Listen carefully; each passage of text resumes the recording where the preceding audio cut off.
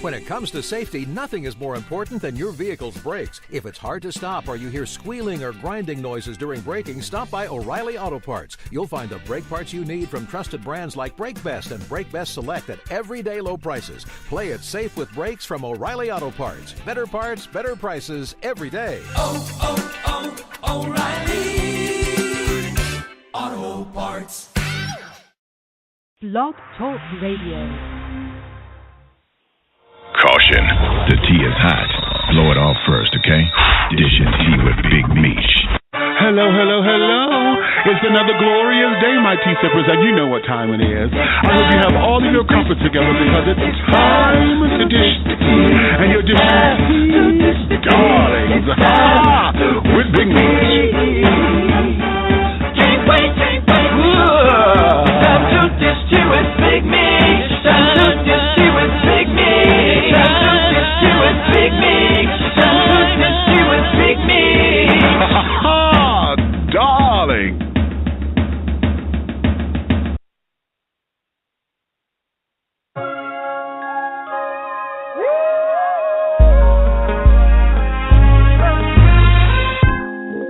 Just because I raised a little sane, I might be tired lady. Try to understand. That doesn't mean that you've done something wrong.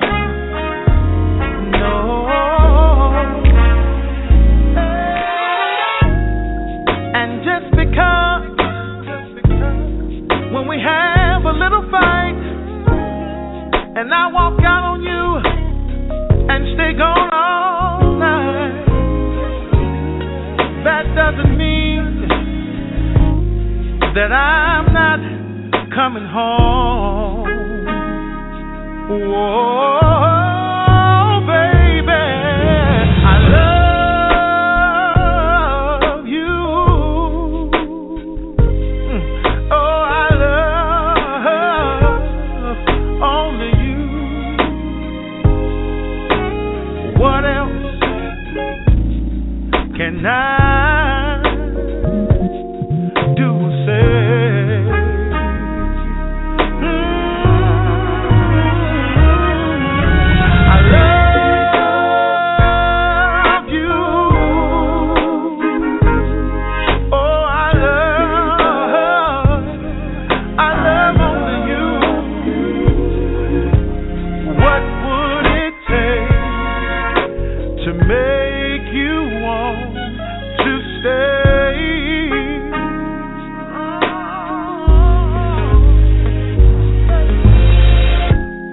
Now just because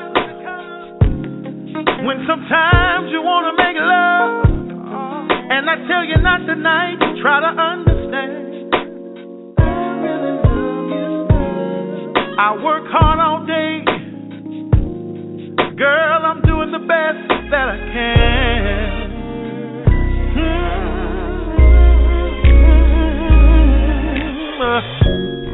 Now if you want to go, it's up to you, but I'm telling you right now, my whole world is gonna be misty blue. I'm begging you, please, please, please, please stay.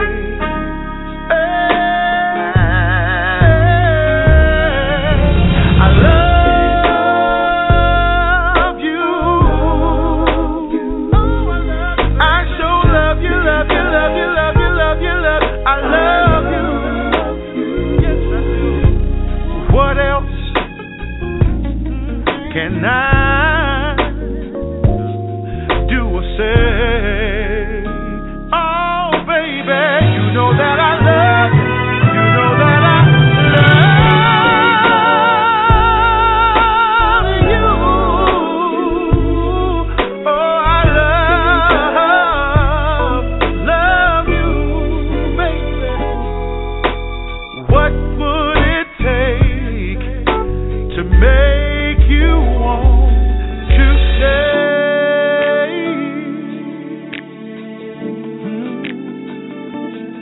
make you stay. Oh, make you stay. Hey, yeah.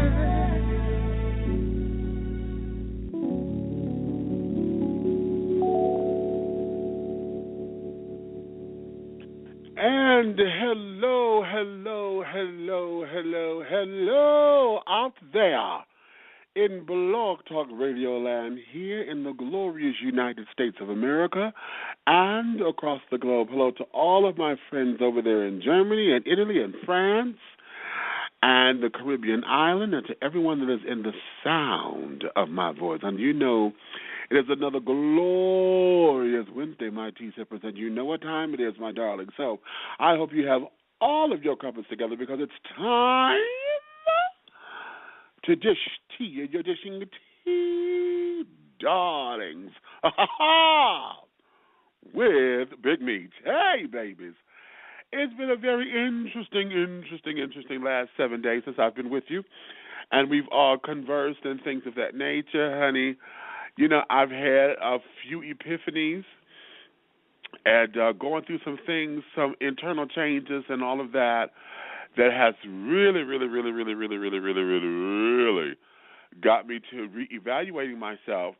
And I figured, you know, I'm at being 45, you know, when you start to get into those ages, you get to the zero ages, and then you get halfway through on the fives, you start to go, at least for me, I start to go through another pivot. And so it's just been one of those kinds of things. So I've just realized some things that I had to get reconnected and rediscover myself. And I was told, honey, that I do not know how to have fun anymore. I'm not a fun person. And it hurt my feelings. But then as I started to look back over the conversation, and when it was said to me, you know, I had to look back. And for the last, 2.5 years or so or more, you know, there has been a change. And you know, I've gone through a lot of health issues and then the death of my brother and carrying on. So I believe that what I'm going through now is probably still grief, and it's just showing up in other ways. And, you know, and all of that. So the last 7 days, honey, since we were last together, has been very eye-opening, honey, and all of that. So I welcome it, of course, and I encourage you to do the same, honey. You know, when you have to look at that mirror, and it's only you and that reflection, honey, and you really got to take a real hard look at you and answer the tough questions that only you can answer. It's scary and it's hard at times, honey, but at the same time, you know, you have to enjoy yourself and trust the process. You know what I'm saying? So, darlings, it's about time for a renaissance and a rediscovering of Big Meat, Demetrius, whichever name I'm going by. And hell, Samantha may have to come back out, because she is, as much as I've been keeping her suppressed, she's a part of me. And that's a part of me that I've been denying recently, you know, for whatever reasons. And I may have to just re-embrace her in order to become the 100% person that I am. And, you know, that there is a cute truth. So, you know, we're all into that right now. So it's a wonderful journey, I believe. It's a wonderful journey. Okay, so this is going to be very interesting, okay? Now, my babies, honey, y'all know, today I encourage you to come on through and to chat with me, honey. It is a Don't Come Out of a Bag Wednesday. Yes, it is, honey, where you are my co-host. That's right. Honey, we could talk about any and everything that is on your mind right here, right now. But there is one caveat. If you decide to come out of a bag on me, I am going to come out of a bigger bag on you. You understand? And so, you know, and this is not to say I'm going to censor you or carry it on, but you know, if you come up in here with some okie doke shit, honey, it is not going to be cute. Okay, it is not going to be cute at all, honey. And that's not to say that we're going to disrespect your opinion or disrespect you, but if you come out of a bag or just come out of left field with some stuff that just ain't making no kind of sense to, not even to you, you just talking to be talking, darling, I may come out of a Louis, I may come out of a Samsonite, honey, I may even come out of a damn Kroger bag, honey. I don't know, but just know we will come out of a bigger bag on you, okay? If you want to join in on the conversation, got something to say, want to get something off your chest, honey, the number to call is 347-205-9183. That's 347-205-9183. Okay, press the number 1. Just hit it one time. You're going to hear the little voice say that you are in the host queue. When you hear that, that means that you are lit up on my board, and I see you, and I will come and bring you in at the appropriate time, okay? So just be patient with me, and we'll make that happen, all right, because I will see you. Okay, if you're listening by computer and want to come in on the conversation, the tea room is open, and you can go right on over there. Right now, it's just me there. I'm looking for Ro to come on up in here, Ro to stardom. Hey, girl, I'm shouting you out. Hopefully she'll come on up in here and do her thing with us, and we'll call that grace. So, but if in order for you to converse with us, you have to create a profile page. That's right, create a profile page, free of charge, just like any other social media page, and in that way you can interact with us. Otherwise, you'll just be there as saying guess with a number, and you're able to read everything and see it, but you won't be able to interact, okay? So let me say this, that if you're coming over there in the tea room, please dish your tea responsibly. You know, we get this thing now. Everybody thinks you're neck rolling them and carrying on because we're in this writing. Everything is just written, and you don't hear how we talk or how I say certain words or, you know, the vocal affectations or histrionics that I put into my speech.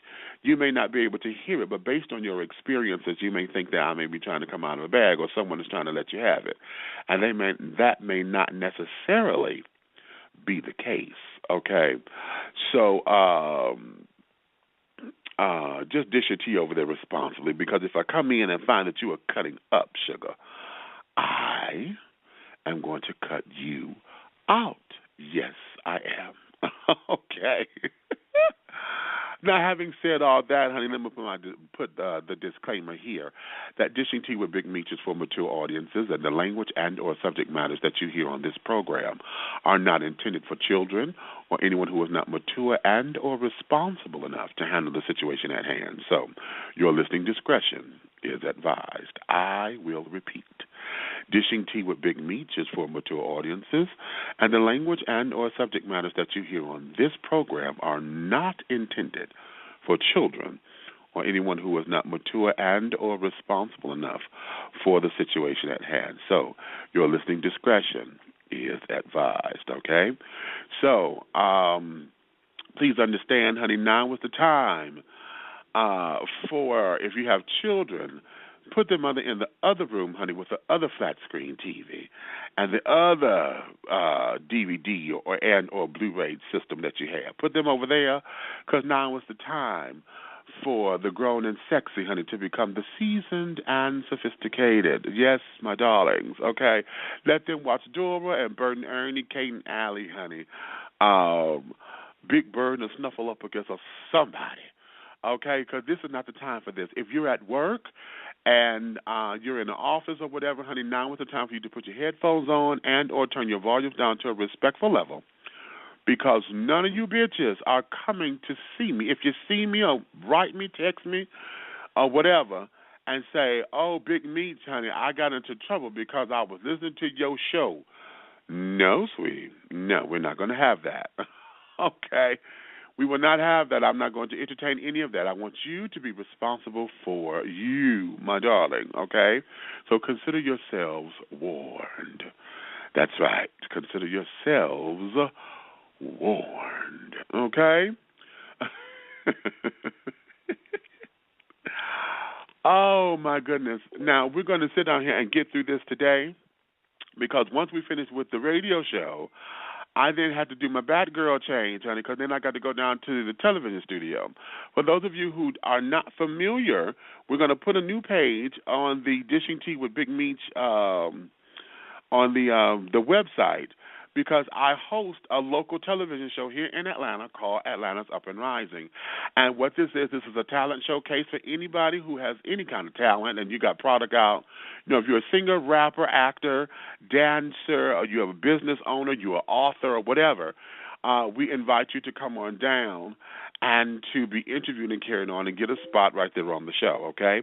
And that there is lovely, it's wonderful, it's fabulous, and things of that nature. But you have to be here in the Atlanta area in order to make that happen, okay? So for more information, I'll get you Coda's number. Now, that's a shame. Coda is the producer of the show, Coda Andrews, and I don't know his number by heart, so I got to pull it up. And when I come back, I will give you his number. So if you're a local artist and you need television exposure and things, and you want to get on television with public access down here in Atlanta and also through Clark Atlanta University, yes, honey, we got that whole college thing lit up. So you want to come on down and get involved with Atlanta's Up and Rising, where I'm your host, and I have a co-host, Miss Layla Cree. Hey, Layla, girl, I'm shouting you out, baby. So you come on down, and we can make that happen for you. Now, I'm just a host. Coda and everything, and Country Sky and all those children, honey, they're producing and things of that nature. So we're going to make that happen for you, okay? So that there is wonderful. Also, please, honey, we are in June right now and October 23rd, 24th, and 30th. No Time for the Pain. We'll be making its Atlanta debut at the South Fulton Arts Center here in Atlanta, Georgia, and we need your support and your help. So please, for everything, No Time for the Pain, please go to dishingtea.com where you can find out how you can become an active participant, either being a sponsor or buying some of the No Time for the Pain merchandise, or just if you want to just send us well wishes and make donations. All of that can be done there at dishingtea.com, where you can find out about No Time for the Pain. We have a GoFundMe account going on at GoFundMe.com/NTFTPATL 2015, and all of that. So all of that is over there at the website, so you can find out more information on how you can become active with that. We really do appreciate you, and we love you so much for all of that. We have different kinds of sponsorship packages available, and it would just be absolutely fantabulous if you come on board with us, okay? So again, at www.dishingtea.com. All right? Everything. No Time for the Pain. Woo! Yes, we got T-shirts and coffee mugs, tea mugs, original art pieces. The logo is on the 11 by 17 print, honey. That's beautifully, you can get it beautifully framed. We have 6 by 8 ceramic plaques that you can display around your home. It is a wonderful, wonderful array of things for you, okay? So again, dishingtea.com for everything. No Time for the Pain, okay? Also, special announcement. Early registration has begun for Big Boy Pride 2016. Darlings, early registration is $165. So the first 100 people get that rate, okay? So you want to go to bigboypride.com for more information about early registration and how you can become a part of the festivities for next year, April. We're talking April 7th through the 11th in lovely Orlando, Florida, honey. And, yes, I will be in the number, God willing. It was fun. I had a good time. And now I'm going to tell y'all this time, bitch is going to have some sunblock. Because didn't I burned like I was a piece of chicken in some bad oil, honey. I burned so badly it was ridiculous. I look good, though. I like the color. That color was sickening, honey. It was a sickening color. But, baby, after the color got done, honey, I was peeling everywhere. Child, everything that wasn't covered by my bathing suit or whatever was done. Okay, done.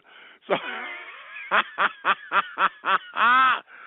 so this time, honey, my new favorite friend, honey, is SPF 30. You understand me, or higher?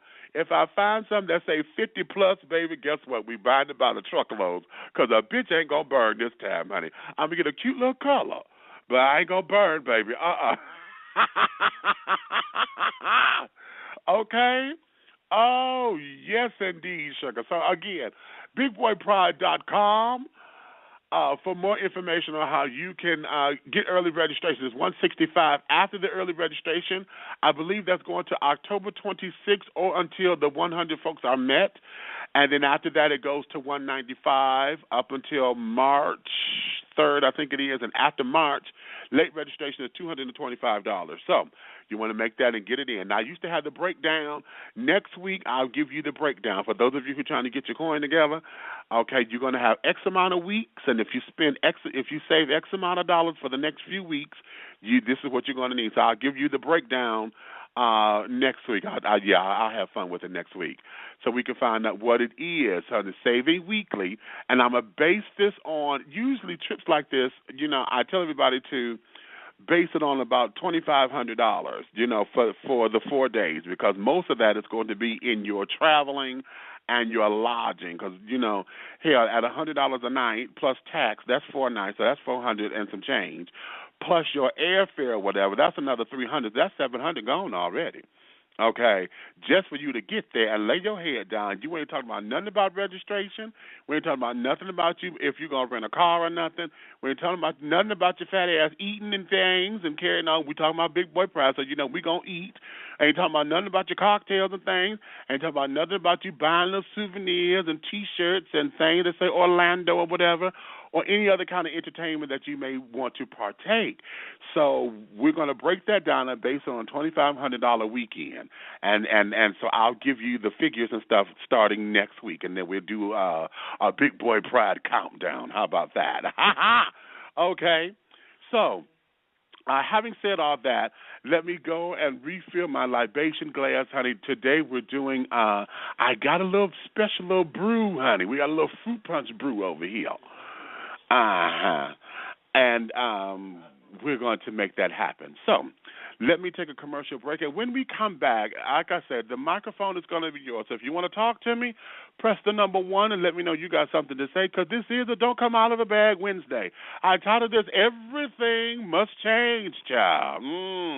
When we come back out of this commercial break, honey, I'm going to tell you what I got on my mind. And then we could sit down and you could tell me what's on yours, okay? So let me do this 2 and 2, and then we will be right on back up in here, babies. So wait a minute. Okay. Oh, come on and move, baby. Move. Thank you. My mouse is not working right, so I got to, on the laptop, this thing moves so slow for me. Yeah. Okay, we'll go right there. An educator, an entrepreneur, a poet, an artist. Sharon Williams Dean is Art by Sode, creating beautifully exquisite artwork for your home, business, gifts, or any special occasion. For more information, contact Art by Sode at 313-740-4904 or visit the gallery at www.artbysode.com. That's www.artbysode.com. Double Exposure Media Relations is a full-service public relations, marketing, and artist development firm specializing in urban culture and lifestyle. Spearheaded by the Henry Hingers of hip-hop, Mr. Angelo Ellaby, Double Exposure serves to educate its clients about the dollars and cents of the music industry. For more information about Double Exposure Media Relations, call 201-224-6510. 201-224-6510. Double Exposure Media Relations.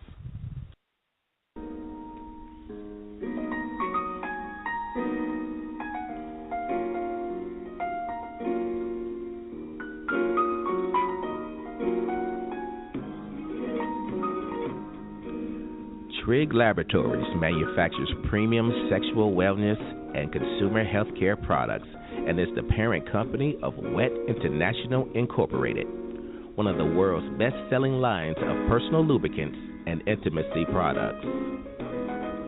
We carry a large variety of personal and flavored lubricants, flavored heating massage lotions, and aromatherapy heating massage oils. Whether you need a little or a lot, Wet has you covered. Our line of high-quality, innovative, and unique products are formulated using only the finest ingredients at our FDA-approved facility, meeting the strictest manufacturing standards. Wet is available worldwide at specialty stores and online retailers, and at pharmacies nationwide. For more information or to find a retailer near you, log on to www.stayswetlonger.com. Trigg Laboratories. We create fun, quality, trusted products to innovate your intimacy.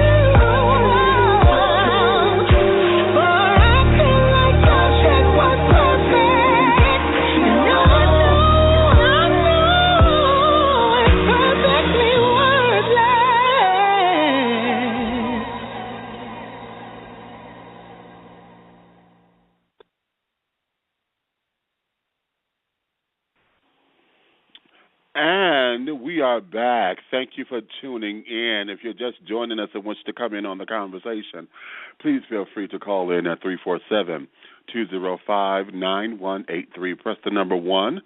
That lets me know you have something to say, and I will bring you in, honey, at the appropriate moment. You do know this is June, and June is Black Music Month. And what you just heard, that there's my sister, honey, and friend to the show, Miss Selena Johnson, from her latest CD, honey, Chapter 6, Couples Therapy. That one was called Perfectly Worthless. Yes. We're hoping to get Selena on sometime this month, but she just graduated college. She went back after, 19 years, 20-some-odd years, and she's gone back and she has her bachelor's, honey. So congratulations to you, Selena, baby, okay? Very so much so encouraging. I wish I had been there to celebrate with her. Hell, I need to go ahead on and finish mine as well. I've not completed my college education, and I've been back twice. And got discouraged. I was almost done and got discouraged when I moved down here to Georgia to go back and finish. And, yeah, so I really need to go ahead on and finish all that. But she just did hers. So, the race is not given to the swift, honey, but he who endures to the end, honey. So, having said all that, let's get into this thing, honey. Again, if you wish to join in on the conversation, please feel free to call in at 347-205-9183. That's 347-205-9183. Hello there, Brad Roberts, 30305, over there in the tea room. Thanks for coming on in, baby. That's the name, honey. That's the name. So, having said that, this is a Don't Come Out of a Bag Wednesday, where I say everything must change. Now, a couple of these things, honey, I'm going to be talking about. I know you guys have been bombarded with it, but within the last 7 days, I've not been able to, we haven't been on the show.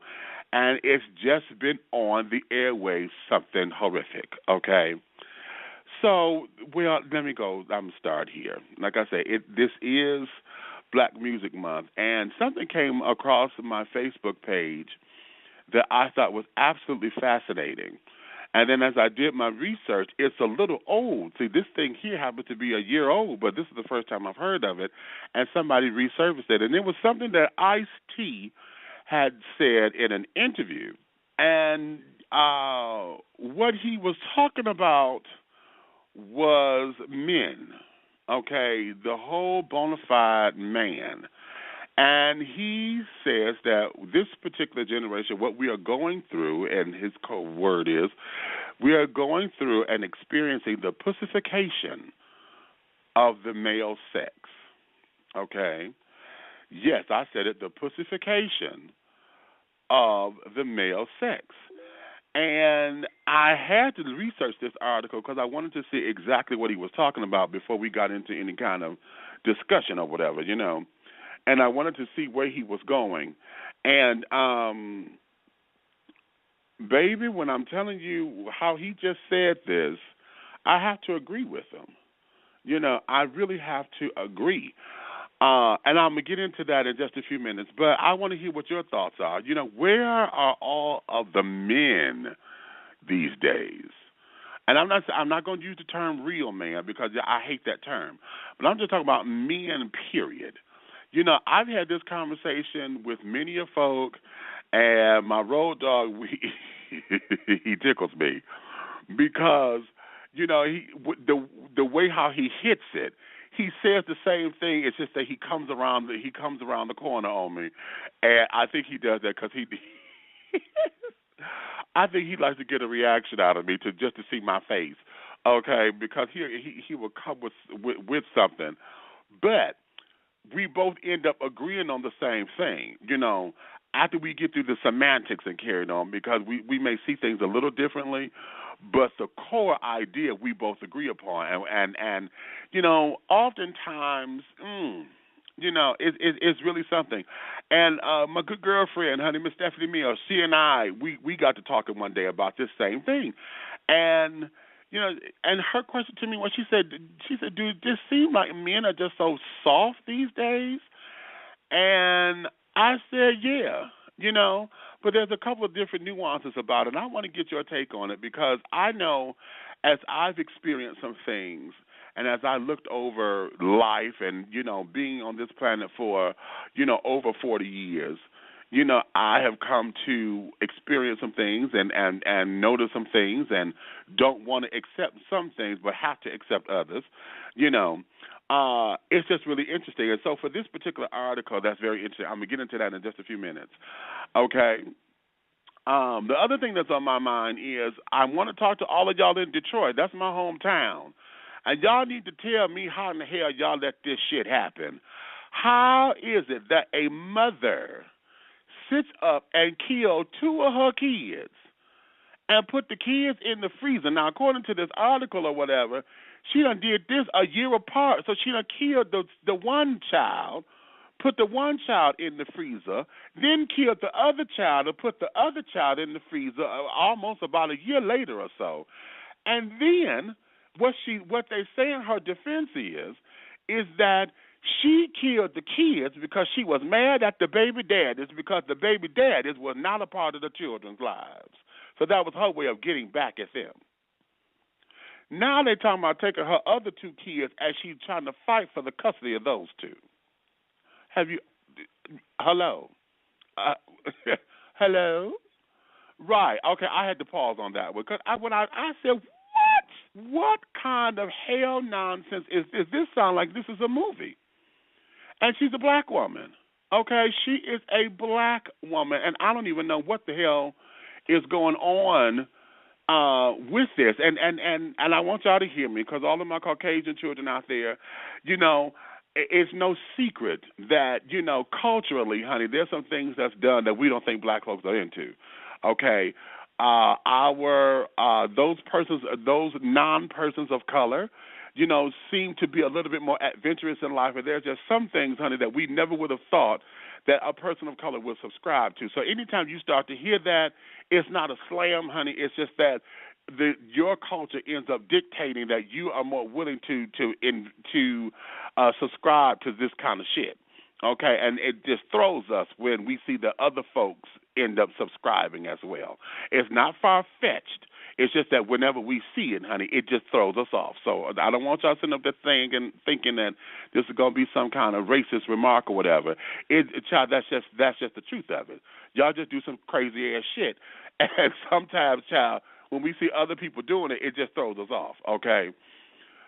So I'm trying to understand all of this and carry it on. Now, according to the reports and things, she blurted this out in court. The fathers were in the court, and the prosecuting attorney is sitting up there. She grilling them, right? Because basically what they're trying to do is say that they were partly at fault as well. They just didn't want to put this on the mama.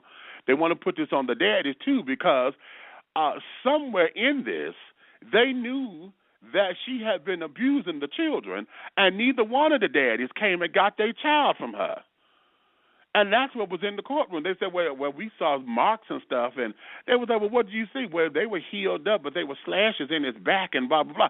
So you mean to tell me that you saw that your child is being abused, and not one time did you sit up there and say, let me get my child away from this crazy heifer?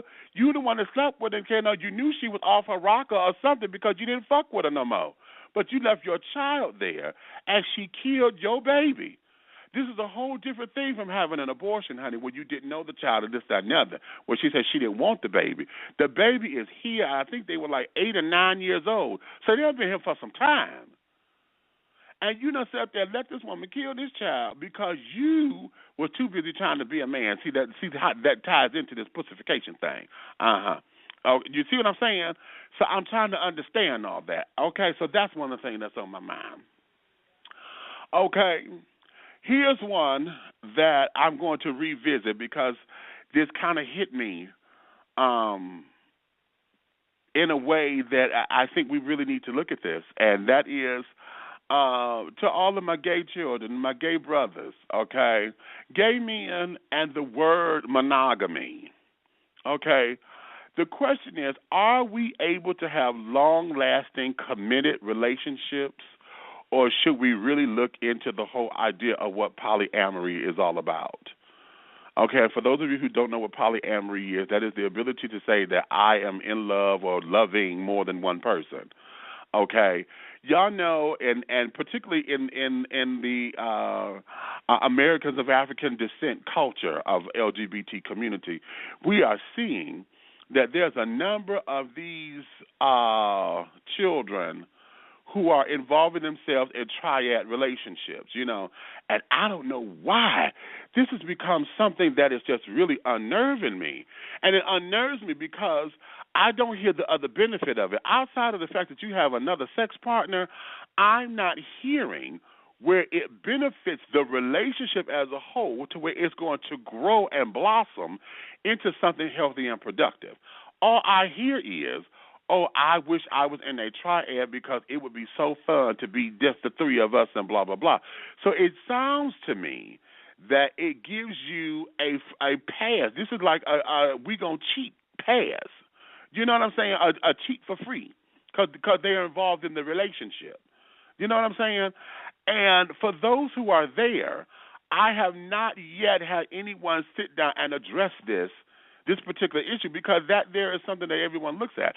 Now, here's the flip side of that coin, okay? And this is coming out of the skepticism of it. As in LGBT culture, you know, we have not necessarily had role models to mirror ourselves or to emulate our relationships or pattern ourselves after outside of our heteroattractional counterparts. And as we all see, honey, you know, a man and a woman being together can our parents or this, that, and the other, and those who have had spoiled marriages and spoiled relationships, they have not been the best tools to say, okay, this is how this is supposed to work. You know what I'm saying? We've heard all of the stories, honey. Oh, this man done cheated here, he done did this, he ain't no good that. You know, we done heard all of the stories, we done seen all the programs, honey. You know, when you was a kid, honey, and you were supposed to be in the bed, you heard the grown folks talking. You know, for those of you who had your fathers in your lives, you heard the men folks sitting up there cat calling and whistle blowing and all, every bitch that walked down the street. You know, for those men who were sitting up there doing what they was doing their thing, you know, they had the wifey at home, but yet they went tipping with the next door neighbor or the girl across the street or down the way or even your babysitter. So we've seen that particular model is not necessarily what's working as far as dealing with a monogamous relationship and patterning ourselves. Also, the caveat that we have is that men are sexual beings. We cannot deny that biologically or physiologically. You know, whatever testosterone does, child, okay, that particular hormone there, when that motherfucker kicks, it sends us into a whirlwind, and it sends us into all of these kinds of things to where we feel as though we have to go out and conquer and this, that, and the other. We're very visual creatures, so, you know, it seems as though, you know, we have to go out and whet our appetites or whatever. So the whole idea of being polyamorous in some regards seems to be normal and natural, okay, for us. Now, for those of you who want to go to the whole thing and want to go back to Africa and talk about, oh, we come from kings and queens and over there in Africa, you know, they have more than one wife and this, that, and the other. Yes, this is true. However, there's a caveat to it because the man do not get another wife without the first one's approval.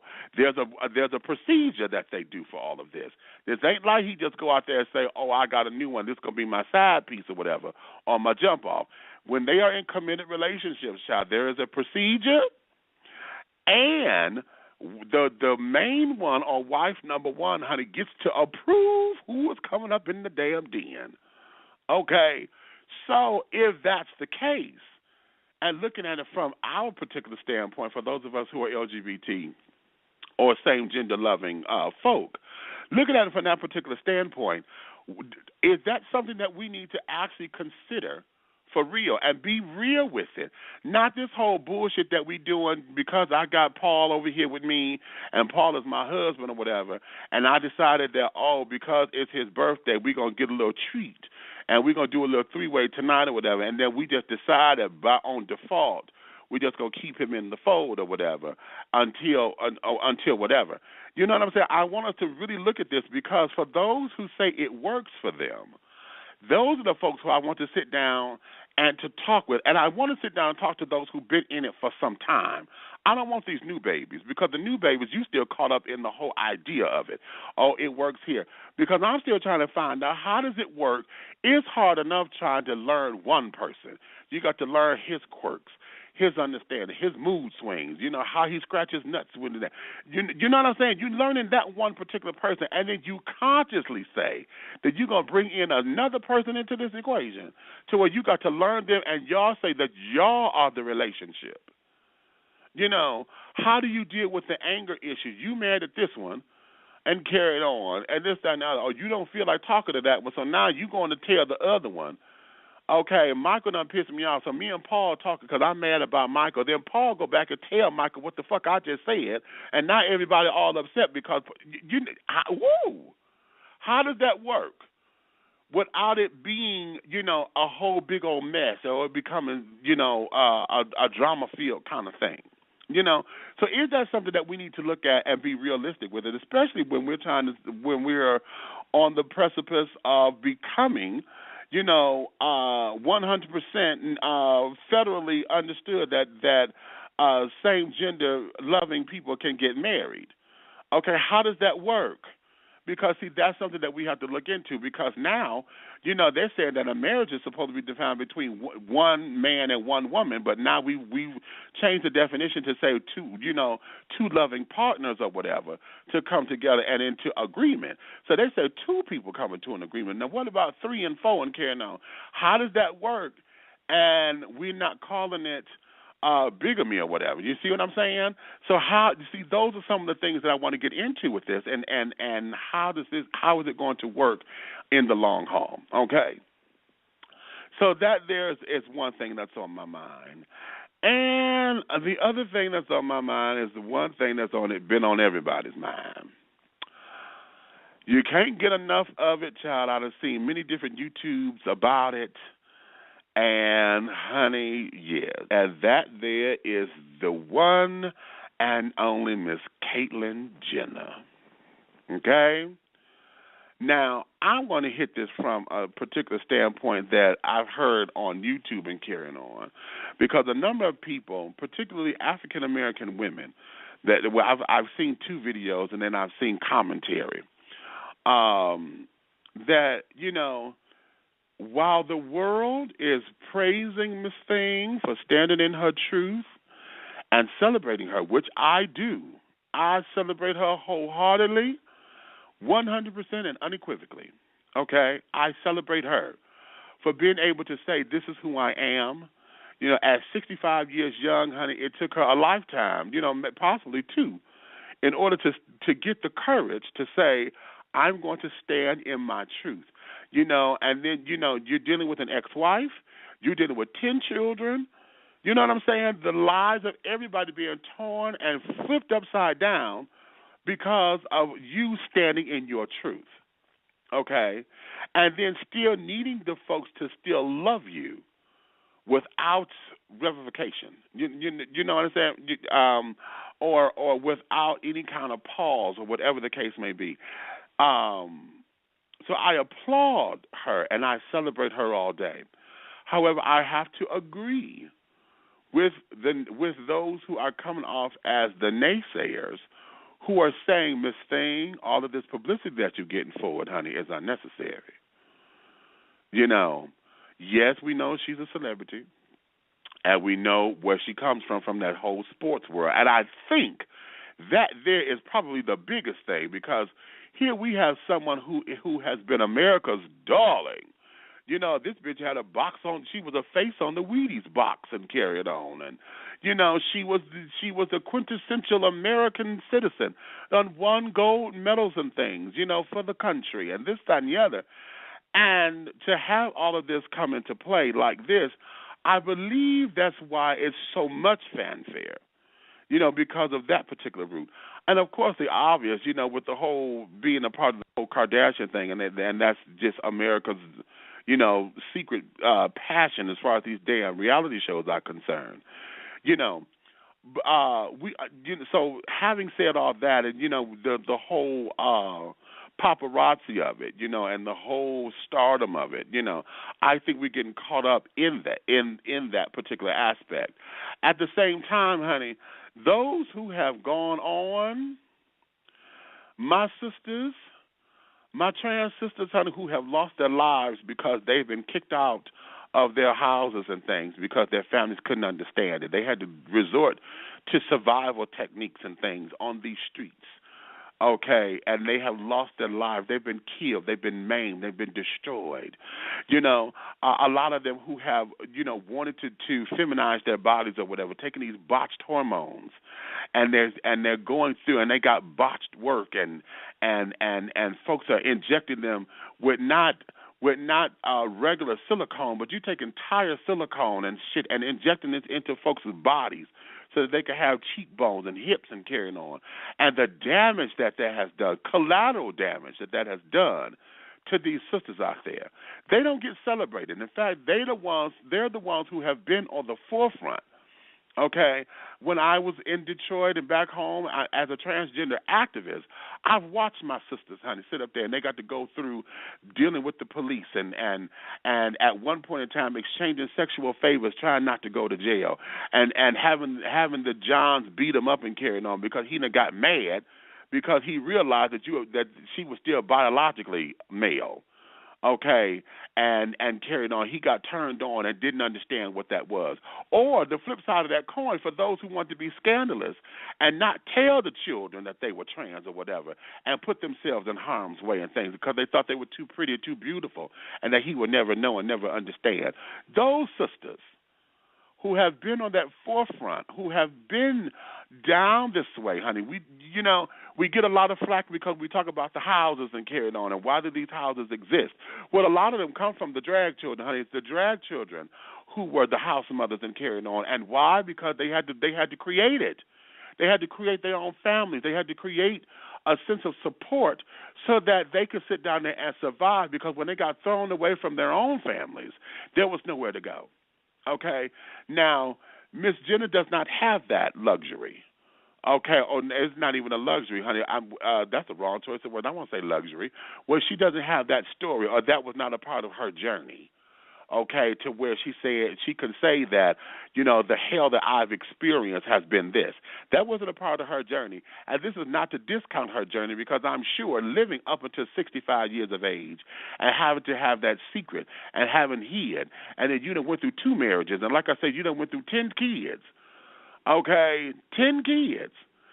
You got, what is it? She got 4 from a previous marriage, 2 with Chris, and then she, the stepfather to Chris's other 4. Okay, that's 10 kids that you done raised and been a part of their lives and carrying on. Put the mask on and going out here and this, that, and the other. You done laid down with this woman. Now here, a lot of folks are still trying to understand the whole sexual thing, because she's living her life as a lesbian woman. She says, sexually, I'm still attracted to women. Okay, and that's a whole trip in itself. Okay. But at the same time, whatever that hell is that she went through and not being able to express herself, feeling confined and restricted to having to wear men's clothing and this, that, and that, and not being able to do her toes and her nails and whatever. All that was her struggle. I'm not discounting her truth at all. Okay, but what I am going to say is the fanfare that the public is giving her, okay, I think is premature, and I think it is not necessarily warranted because of the fact, honey, yes, that was a courageous step, but, baby, we got a number of children, honey, who have done that. I have not heard them rally at all about Laverne Cox. Now, that black woman, that sister there, has come up in the ranks of television. She's the first trans, period, woman to win a fucking Emmy.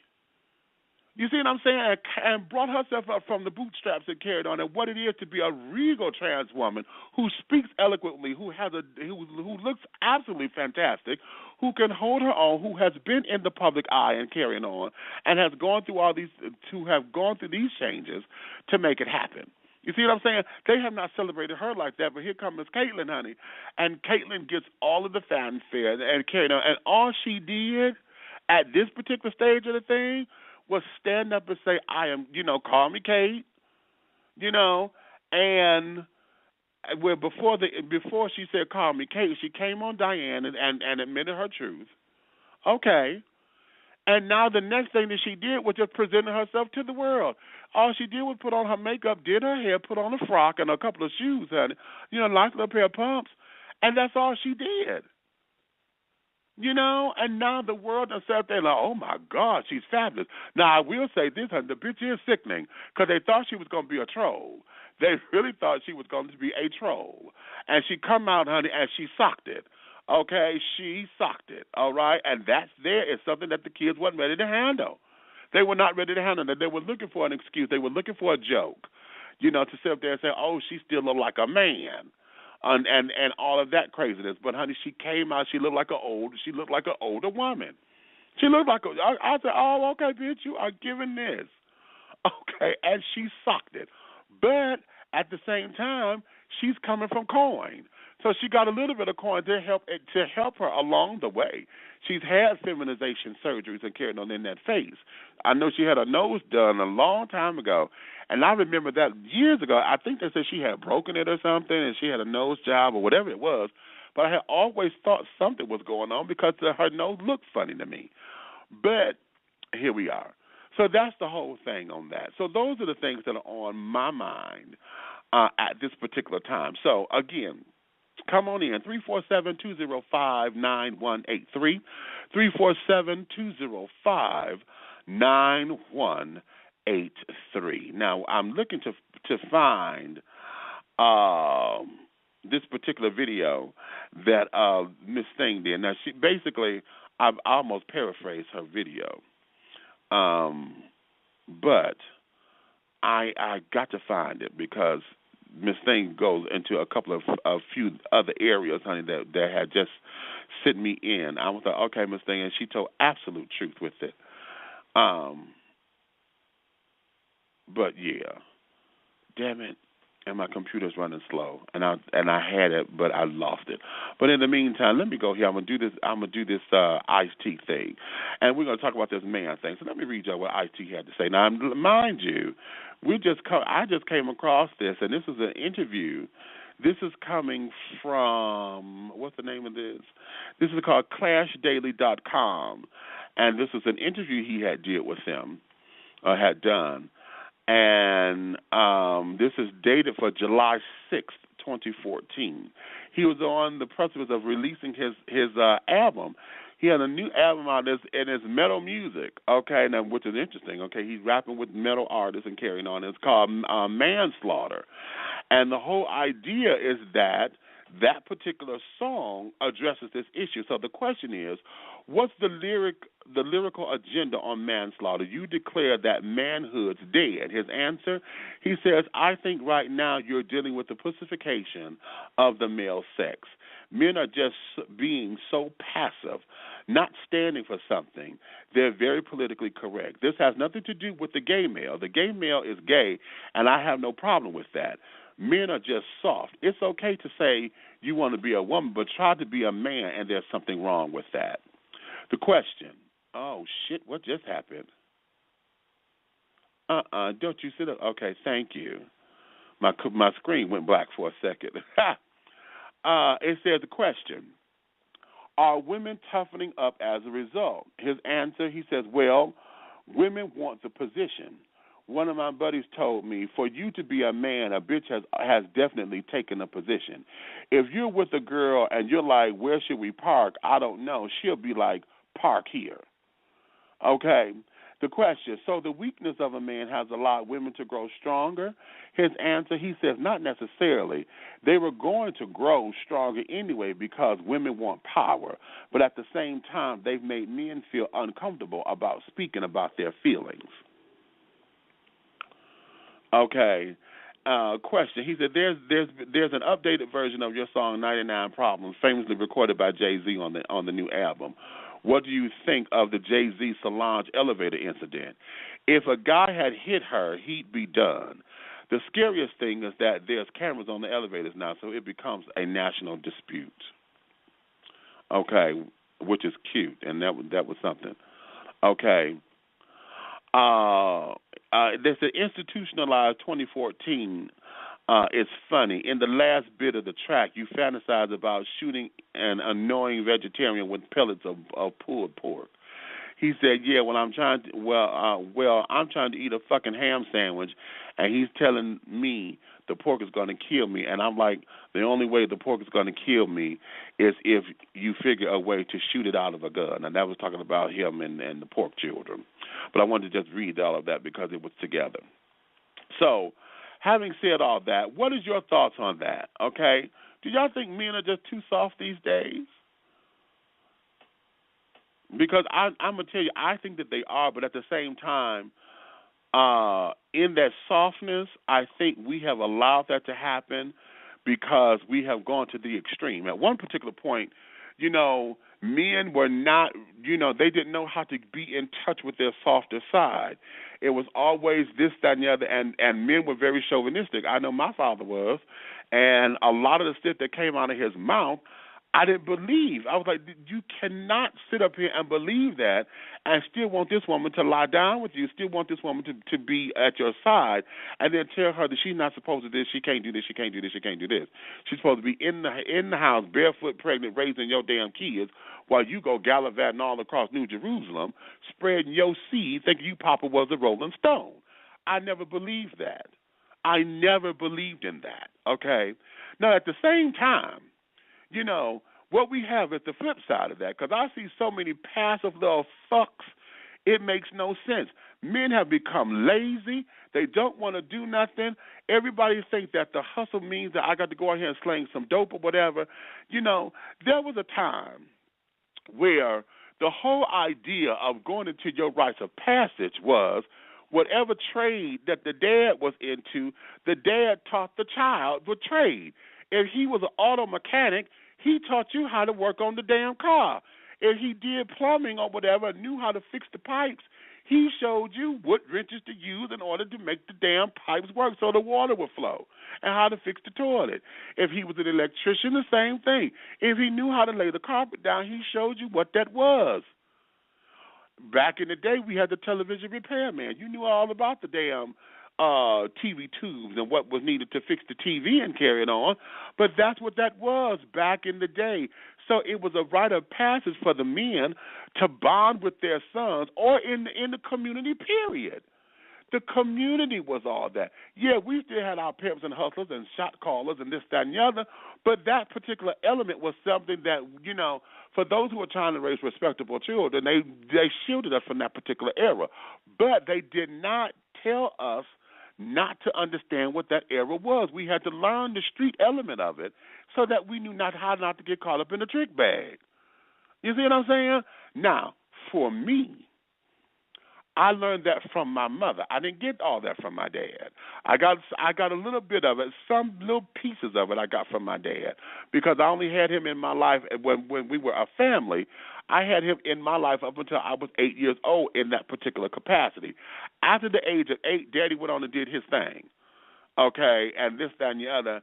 And when I came back together in my teens and we were trying to forge our relationship again, I was very rebellious and carried on because I didn't want to hear what he had to say because he was too busy doing his shit. You know what I'm saying? So all of that was that wasn't given to me from him. I learned a lot of that from my mama, okay? So, again, and going to the point that I'm making, oftentimes single women had to step up to the plate, and they came into this thing, having to do a dual role, having to raise the children, having to sit down there and be the disciplinarian, had to do this, that, and the other. Then it became, now women are at a point now to where they have become the man that they want. They are so strong now. They are so vocal. They are so this, that, and the other, to where, hell, they're now stepping up to the plate and will tell a man, I don't need you for shit. You know what I'm saying? They sit down there and they run that. I mean, have y'all seen a number of the videos up on YouTube and on World Star Hip Hop and carrying on and what makes the news when you see women stepping up and they take a man on toe to toe. Anytime you got a woman that'll sit there and tell a man, fuck you, bitch, in his face and pointing on in his face and carrying on as if she finna go to slug him in his chest. You know, and stand toe-to-toe. And then we got all these laws that sit up there and say that a man ain't supposed to hit a woman and this, that, and the other, which y'all know I disagree with that, you know, because of shit like this. If you going to stand toe-to-toe with me, bitch, and think it's going to go down, and think you going to wave your finger in my face and disrespect me, and think I'm just supposed to walk away from it, you got another thing coming. And that there, a lot of times the men that we see today, these little boys, these little punks, they don't do that. They do not stand up for themselves at all. Now, now, catch it now. I want y'all to get this. Because the queens, honey, the gay children, now, you know, we sit down there, we get with everybody. If you come and disrespect me and act as if you want to tell me how much of something I ain't, you know, that's going down all day. That is going down all day. So I tell the children all the time, I don't care how feminine this child is, and they still identify as a gay man. Not the trans children, because that's a whole separate issue. But my gay men, I don't care how much pop they got in their walk, how much dip they got in that hip. I don't care how many packs of 22-inch weave they done put in their head. If they still identify as male, you better motherfucking believe, honey, when it's time to go down, we know how to sit down there and whoop some ass when necessary. And here's the caveat. I ain't scared of no ass whooping. Because I ain't the baddest bitch on the block, honey. I hang out with them, though, but I ain't the baddest bitch. But I ain't scared of an ass whooping, honey. So if it goes down, it just goes down. But do know this. I'm going to stand up for what I believe in, and there's nothing or no one on this earth that will sit down there and tell me I cannot be the man that I am. And that was the one thing about manhood that was supposed to be in the caveat. You're supposed to be able to stand on your own 2 feet, my darling. And that's not to say you're not going to need no help here and there and this, that, and that, because that's not what I'm saying. But what I am saying is you're supposed to be able as a man. You're supposed to know how to take care of your business. You're supposed to know how to take care of your household, and you're supposed to know how to stand up for whatever it is you say you're standing up for, regardless of who say what about it. Now that's just truth of the matter. I have those in my inner circle. They all know we love each other. We love each other, and they know I'm a hard one because I love them so much. I don't want to see them hurt. At the same time of me loving them like that, I have to love them enough to say their choices are their choices, whether I agree with them or not, and then vice versa. And vice versa. Because oftentimes, you know, my choices and my decisions, there's only one person who will challenge me on it. Everybody else, you know, they won't challenge me on it, but they'll talk about it, they'll grunt, they'll murmur and carry on. They'll look at me like I'm crazy, but they won't challenge me. My sister will, Becca, I know you hear me. My sister will challenge me because she'll call me a stupid bitch in a minute. Bitch, what you doing? Okay? And she would challenge me. Everybody else, I don't know if they're scared to or whatever or don't want to hear my mouth about it. But then, you know, they know I'm going to say something about them. And then it becomes, okay, why you got to do this? You know, these are my choices. And the thing of it is just that. As a man, I'm supposed to be able to sit down there and trust the fact that if I'm in your inner circle or you in my circle, I'm supposed to be able to hear you out. Because if I'm coming to you to pull your coattail, then you need to be man enough to take the medicine that you're finna get to be dished. And if it ain't something that you want to hear, then be man enough to say, you know what, bruh, I love you, but I got this. Let me handle it. You know, and if it blows up, just be there for me. Okay? Just be there for me. Okay? But let me do this. All right, that's a hard pill to swallow, but, baby, if we met eye to eye and I got your back like I say I do, that's what manhood is all about. Then go handle it, player. Go handle it. You finna fuck some shit up, but go get it, and I got you. You know what I'm saying? That's what this thing is supposed to be about. But these little punks out here, they don't know how to do all that because the first thing they do, as we all see, the first thing they do, if somebody talk about them or if somebody sit down there and say the wrong thing, they want to go to fight and they want to go popping cars and shit. They want to go get a gun and want to blow somebody up and this, that, and the other. Why? Because you can't take a word? You can't sit down there and take the heat? Really? Really, you're supposed to be a man. You don't know how to walk away from bullshit? You want to sit down there and cause drama like a little bitch. You know? And that's not to say that, and we have to, and everybody have to put themselves in check because we all are prone to do it. Y'all all know that when you sit up there, you want to be a little imp and cause you want to stir a little drama and carry on. Why? Because somebody done hurt your feelings, or whatever the case is. You know, you want to get back at somebody secretly or whatever. Everybody knows that little shit stirring pot that you have. You got your own special spoon. All right. Now, whether you are lead by it or not is a whole separate issue. But I'm talking about those who lead by it and don't have no repercussion or whatever, or feel as though they're not supposed to take the heat on it. You know, and here's another thing. I have to blame our females for it because women have allowed men to do it. You sit up there and think it's cute that he's huffing and puffing and carrying on because he's slinging dope and this, that, and the other, making all these damn loud-ass things. Who in the fuck I need a woman to tell me what is so sexy about a man sagging. Okay? Please tell me what you find sexy about a man not wearing his clothes properly. Okay? Now, as a gay man, I'm going to tell you, it only works for a moment. Because when I get to stare and look at your ass all day, I'm going to look at it until I get bored with it, because eventually I'm going to get bored. Okay? So that's the only thing I got out of it, is to see whether or not you got on clean drawers or whatever, your ass is cute, as plump as nice, whatever. So that's the only thing I'm getting out of it. But girls, what are you getting out of a man who's sitting up here, got his damn pants down to his knees, okay, walking around here looking stupid, yet he say he a shot caller and a b-baller and this, that, and the other. And yet he's sitting up there acting as if he doing all this, that, and the third, but the second you come up in there and call him a bitch and shit, he want to go running. Oh, girl, you better stop playing. And he's supposed to be right there on your ass. Who the fuck you calling a bitch? You know, and see, I come from the era to where that's a word you don't never call no man. Okay?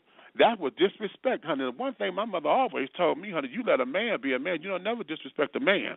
But at the same time of letting him be a man, you never let a man disrespect you. Now, I heard her tell that to her girlfriends, honey. She didn't know I was listening that tough.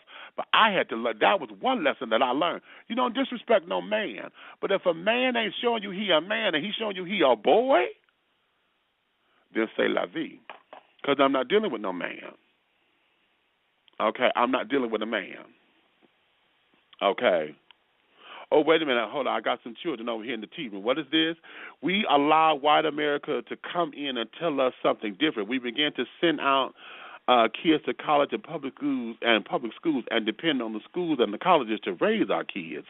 Parents used to have time for the kids. Kids are raising kids, and no one has a legacy to pass down.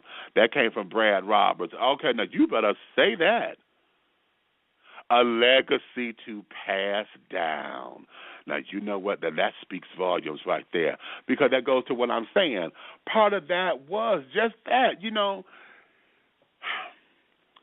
whatever the trade was, that's what you taught the kids.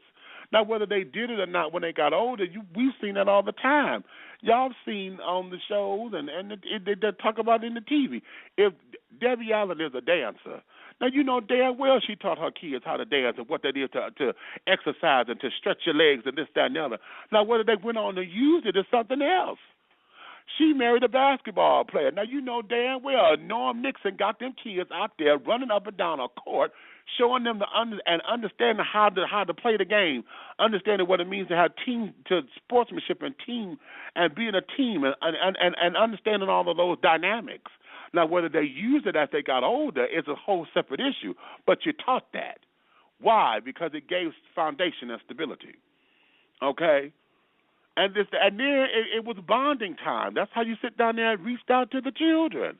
That's how you reached out and made things happen. That was how you create the memories of I remember when Daddy and I used to do that. That's what this all was about. You know? And so you could sit there and say how much you hated it. Okay? Yeah, that's what this was. You know, and we have lost all of that. We've lost it. So the whole pussification thing, I tend to agree with that. And this is not to sit down there and go into there, because a lot of folks think that being a man you're supposed to always be hard, or that you're supposed to always be into sports or whatever. That's not the case. That there is not the case, because I'm going to tell you, all that hardness and carrying on, that only works in the bedroom, children. Now, y'all know that. It only works in the bedroom, honey. I can cuss you, I'll call you all kinds of bitches and motherfuckers and this, that, and the other, grab you by your throat and this, that, and the other, snatch you here, beat it up, bang it up. It only works in the bedroom because that's when it's fun and it's exciting. And you get to let down all of your inhibitions. But once your bedroom talk is over and your bedroom play, and now he wants to sit down there and do that on a 24/7 basis, now you got a problem with it. Why? This is what you said you wanted. Okay. Hello? Caller. I got 678-702. 678-702. Come on up here and talk to me, baby. How are you? I am everything, and everything is me. How are you? I love it. I am great. All right, so what's on your mind, baby? Well, I just joined in. I was just trying to listen, listen in to see what y'all talking about. I'm trying to find out what's the tea. What is the tea today?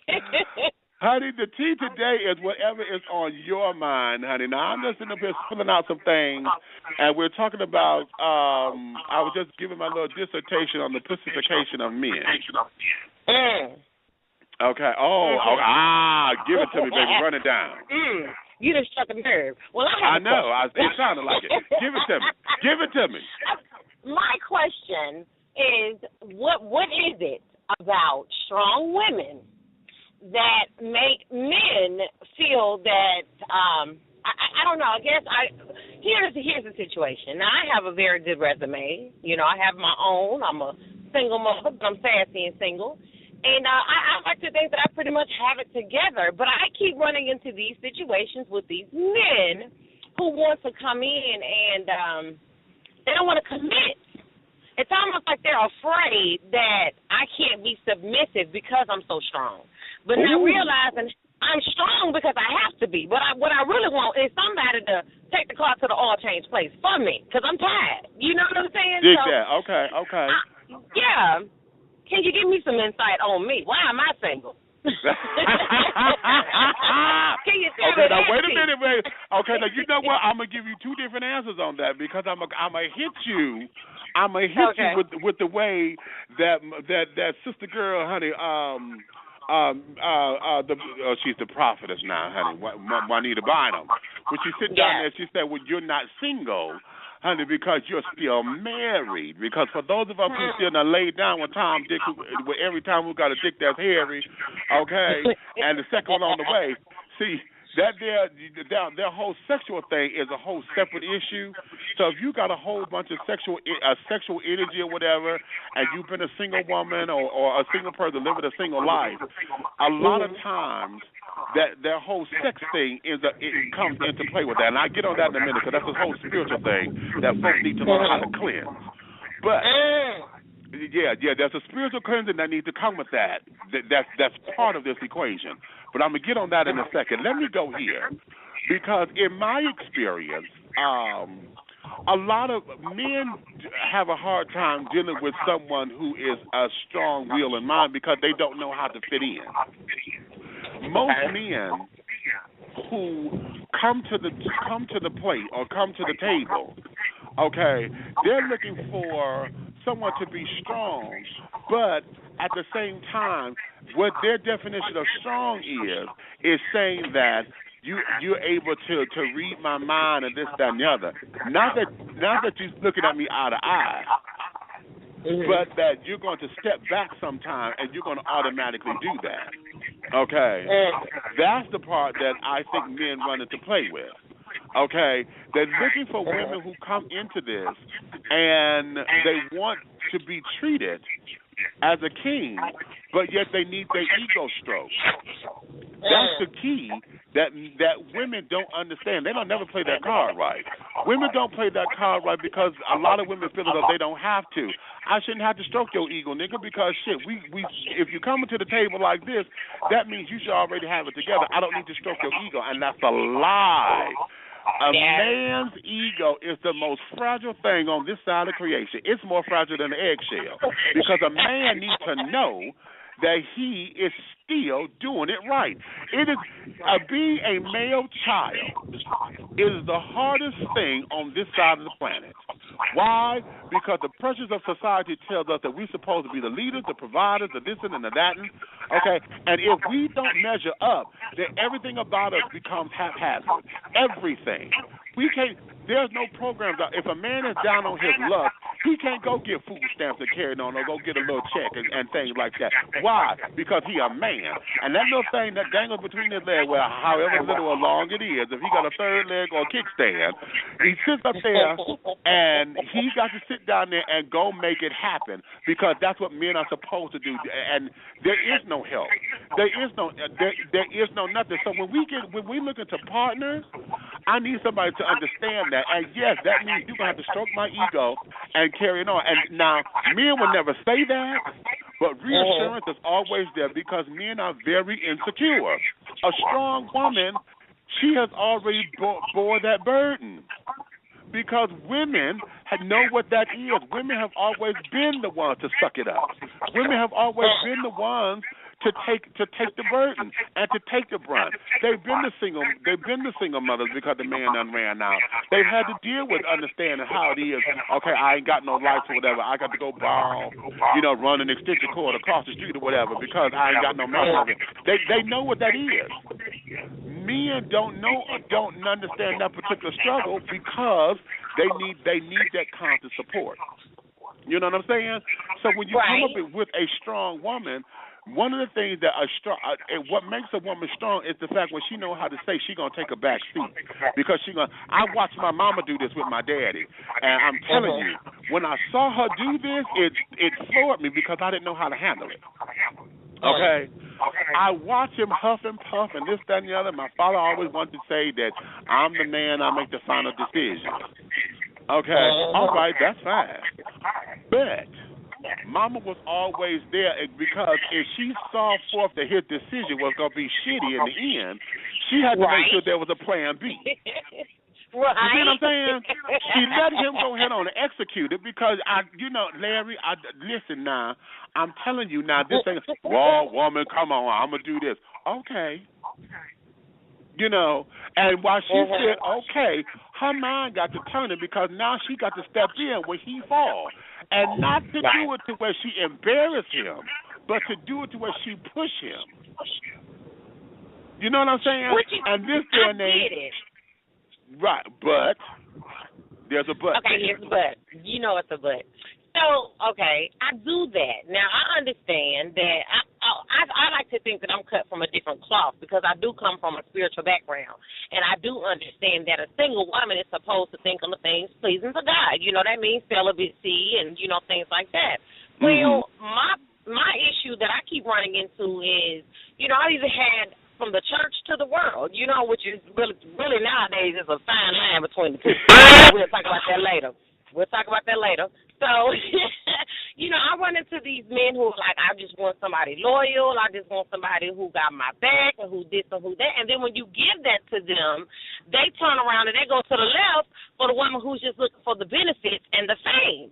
And I'm like, well, damn, I could have kept my loyalty and my love and, and put it somewhere else. Like, it's almost like it's a contradiction. I get what you're saying about the ego needing to be stroked because we as women, we want to be uplifted as well. We want our men to value us. So I always try to value my man, but see, when you give them real, that don't come with representation. I'm not going to sit here and not let you see me without my makeup on because that just ain't what I'm about. You need to see me. Right. Because in 2 years, I ain't going to always get up in the morning before you to make sure my face is pretty. You got to see me. So I want to see my crust in my eyes, honey. Okay, my eyes sticking together. Yes, because if the two trying to become one, that one gonna get tired of being pretty all the time. Now, so I guess I'm just keeping it real, but and then it's like I noticed that with a lot of guys, they don't like you to call them out on their foolishness. No, they don't. They don't. You want to tell me that you want to be with me, and we're going to be this and we're going to be that, but then you telling me this lie today, but you forgot that lie next week. And see, me, I'm a one-on-one type of person. I don't care if I just meet you today. I don't spread my number out or my love, so I'm going to give you an opportunity. I may only deal with you and your calls and texts for 2 months, so therefore I'm going to remember everything you say. Here is where that comes into falter. it comes into falter because men see that as an attack. They don't like being called out on it, but oftentimes when they're called out on it, they're called out on it as a weapon of mass destruction. You see what I'm saying? It comes down because just like you said, and you just said it. I may not do this, honey, but if I'm with you for 2 months, I'm gonna remember everything that you said, and right there, because now you done set up for the okie doke, and you like, okay, nigga, all you got to do is do this, and once I do this, then I'm going to pull this up, and no, because you said this, and remember when you said this, wait a minute, that ain't what you told me back, you said this back in 2014, honey, on January 22nd, honey, when it was raining, and we were sitting up here watching, waiting to exhale, honey. You got mad at me because I wanted to watch the movie, and you wanted to sit up there and watch that goddamn game, and what you said to me was, see, we go there, and it becomes a weapon versus a discussion. And when men feel as though they are attacked, they're going to shut down, number one. Number two, they're going to retreat. Because, see, now what you have done is chastise them like they mama. Okay. You see what I'm saying? And there's a fine line. There's a fine line because the thing of it is that a man is going to find his mother in his mate because that's the woman who has shaped and molded his idea of what a woman should be. The thing of it is when she starts to act like his mama. Then that's when he goes tipping to go find benefits somewhere else because he don't need to fuck his mama. You see what I'm saying? You see what I'm saying? Yes. And that's a fine line. That is a very, very fine line because it requires balance. And trust me, honey, as I'm gonna have to play this show back over because I think I'm healing myself in this. Jesus, I think I'm healing myself in this because I just heard myself say something. I just heard myself say something, child, that I did not get until just now. It be like that. Hey, Lord. I just heard myself say something right there. So, and that's where this is. Okay, that's where this is. It's a fine, fine, fine line, honey. And if you step over it wrong, honey, you're going to end up smudging it. And it will start to look the same. And so now being a strong woman, see, one of the things about strength is understanding that it's not always brawn. Strength is intelligence, and strength is wisdom. And one of the things about wisdom is learning how to pick and choose a fight. And oftentimes, men are ready to fight because that's what we do. That's what we do. And if and see, for those who don't like to talk about their feelings, they are shut down. And see, shutting down to them meaning, okay, you nagging me and carrying on, fuck this, I'm going someplace else. Because see, when they go someplace else, all they want is for somebody to say, oh yeah, daddy, you daddy, yes, daddy, you the best daddy, you the king daddy, oh daddy. Right. You see what I'm saying? To stroke that ego. I see that's why I'm single. To stroke that ego. I see that's why I'm single then, because I can, I just think it's just, with me, it's about honesty. And when you come from, like, I like to tell people sometimes, baby, I've had potential and potential. Meaning, I know both, I'm just being real, I've played so many different roles. I've been in relationships where I was the side chick. I've been where I was the woman, where I had to be the mother. I played all of these different roles in these different relationships. So it's kind of hard to just tell me anything or run any kind of game because I've seen them pretty much all, Right. So you have, and I think where I come in at is I come in so friendly and so cool and so real that, they get so comfortable and they really don't know how to take that because nowadays you have so many different women who only give you a little bit at a time and they want to, play this. I done read Steve Harvey's book about, don't give somebody your number and you got to wait 24 hours to call. I ain't got time for all that. I'm 35. I'm trying to be somebody's wife. Look, dude. Okay, now here's the thing, too. Here's the thing, because just in that, okay, you said, I'm trying to be somebody's wife. And what you have to, what the lesson becomes is, I'm already wife material. Not that I need to be somebody's wife. I am a wife. I am a wife. And start there. Because, see, now what you have to do is attract the Mr. Right for me. Okay? Because everybody keeps saying, oh, I'm out here looking for Mr. Right. No. I'm looking for Mr. Right for me. I like that. Okay? Because Mr. Right, honey, he may have the car, the this and the that, honey, but, you know, it may not be all of that. Okay, Mr. Right for me may just well be, you know, the sanitation engineer, honey, at the school, who sit up there and clean up after the damn children and carrying on and this, that, and the other, who comes home and knows how to sit down there and rub my feet. I know he's tired, but he see me and come home and rub my feet because he's tired because he know I've been sitting up here watching his kids. Okay, and carry on, and do it not because he think that's what I want. He do it because he's sitting up there saying, "Hey, baby, come here, let me talk to you," and that become our intimate time. Not that I'm waiting on him to take me to the bedroom. He sit up there and see that I'm the one having a bad day. I know you was working hard, baby. I got your dinner waiting on. He said, "No, come here, baby," and pause and get into your world. Because getting into your world makes him in here. Hot damn.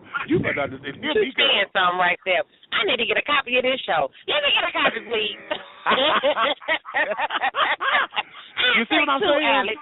And that's where this thing comes into play at, you know. So we have to start there and understanding what your power is. Because being a strong, intelligent woman, honey, is everything.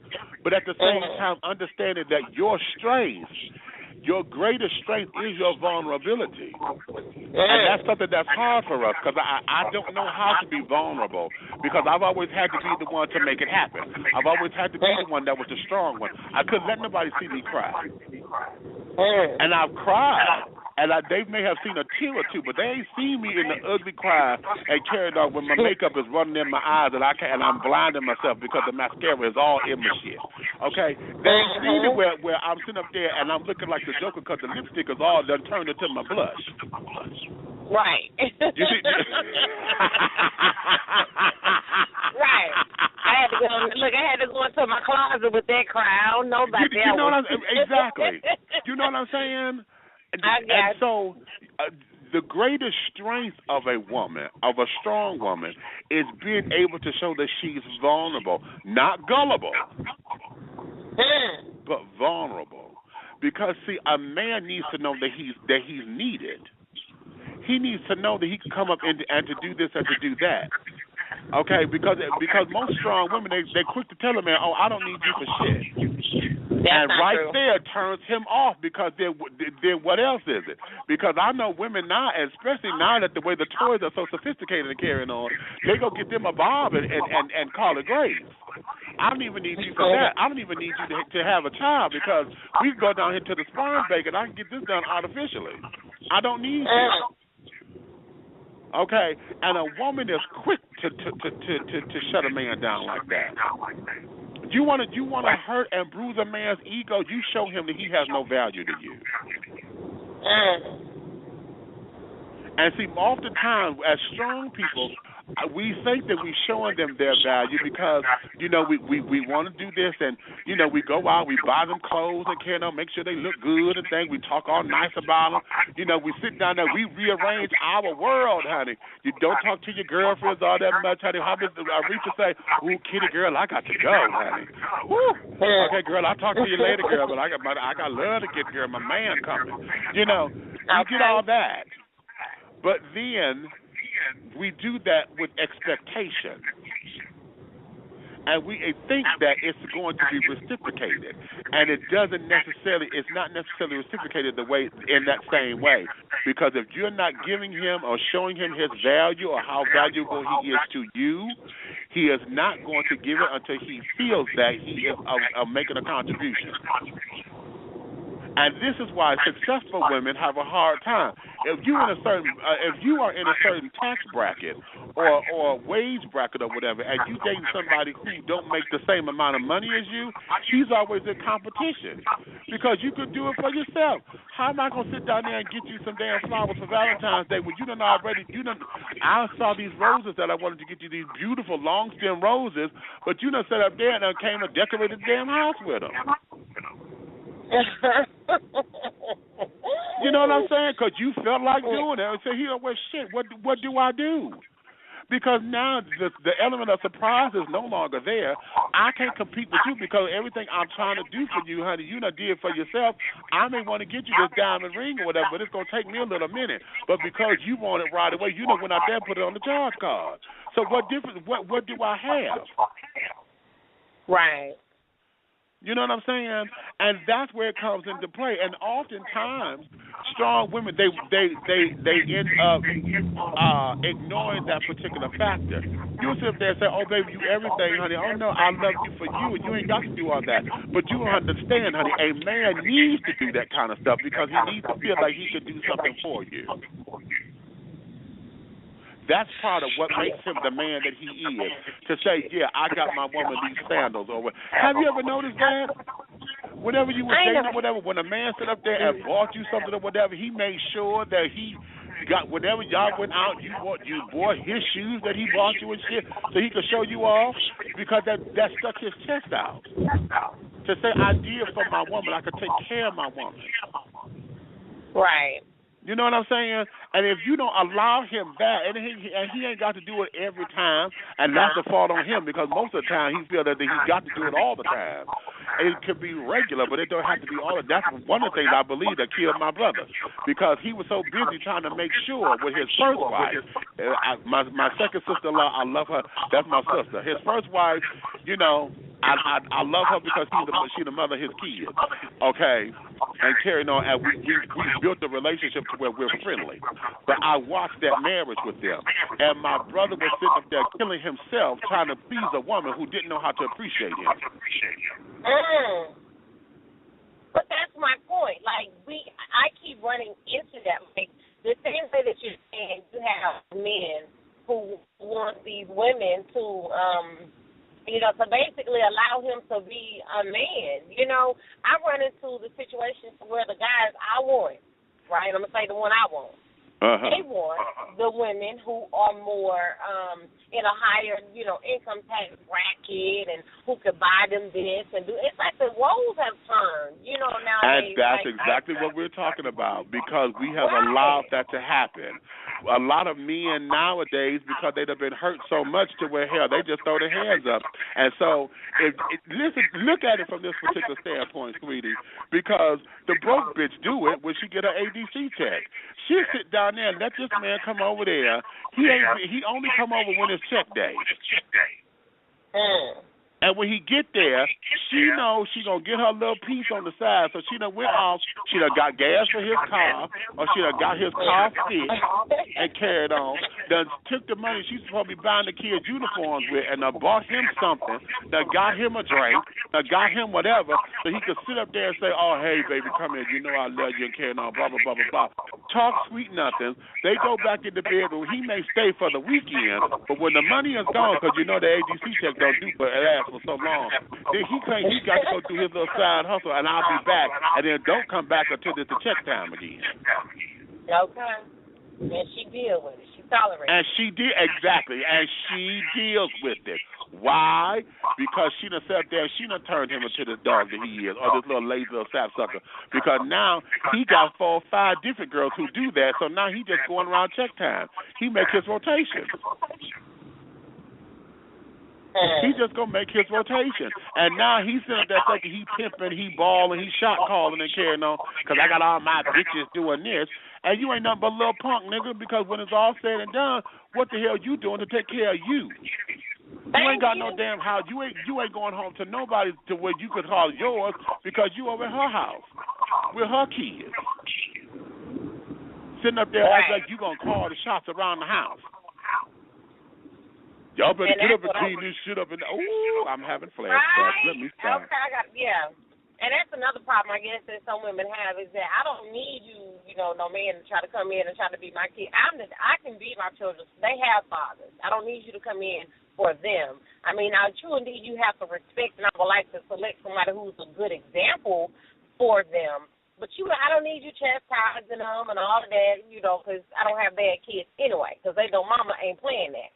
But, you're there for my comfort and my companionship. Okay, now let me have you press pause right there. Okay. Because that right there is what gets a relationship in trouble. Because one of the things about a relationship, if I got to accept you coming as a package deal. True. And if this is going to be serious, now I'm using that word serious. If this is something that is serious between the two of us, then I've got to establish my manhood in the house so that they know who I am, so they don't run over me. Now, the chastisement may not have to be so stern to where you think you coming in and playing the daddy role, but at the same time, he needs to be there to co-sign your discipline. Right. You see what I'm saying? And the second that you take that from him and tell him, no, I don't need you for that. See, then again, you done put up walls. Now you're telling him what you don't need. And so now you start to establish what the relationship going to be. If this just going to be a sex thing, honey, he a friend with benefit, then okay, then he don't need to be around them kids. This is definitely true. And, it's sad to say that this is just true. It's just so right. Like now, it's just so hard, I think, to just have a real relationship. Like, it's a bunch of games, or it's a bunch of, I'm going to text her. I see her text me, but I'm not going to text back for a day or two. Like, it's just so much game playing. And just, even with the women, we do it too. Yeah. I've done it. I've seen a dude call it, and I'm like, dang, he called me 3 times. I know he's feeling me, and I put him off. And it's just wrong. And see, here's the thing. See, the thing, we done got into this thing of not wanting to be thirsty, not wanting to be, desperate sounding or whatever. But there's nothing wrong with having conversation. See, what is lost is the art form of intimacy and courtship. And I say this in my book. Courtship is where we sit down there and learn how to like one another. This is where we learn one another. Our lives are just like what turns you on and what ticks you off. Okay? It's in the courtship. And it's right there. This is how we understand one another. Every time you come over, it should not be because, I got a love John, honey, I need to come and knock the boots. Every time I see you, it should not be that. As a matter of fact, if you're sitting up there doing it right, every time when I see you, I should already feel as though you done knocked these motherfucking boots, damn it. If it's done right. You see what I'm saying? If it's done right, because all I need, all I need is some adult company. Just like you said, you here for my companionship.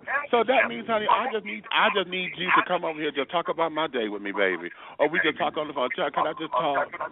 Today my boss just pissed me off, and I'm just in such a way, and just for him to give you an ear to say, damn, baby, you all right? Yeah, I'm good. I just, well, there. I wish I were there to give you a hug. Oh, well, thank you, baby. That just made me feel better.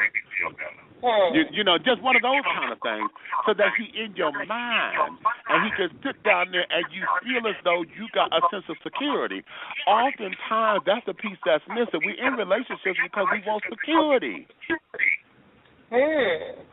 Security, that's the whole thing. I need to be able to know that my foundation is secure. If you're going to be here with me, damn it, I can't have you on sinking sand. Quicksand, honey, no, that means all of us going under.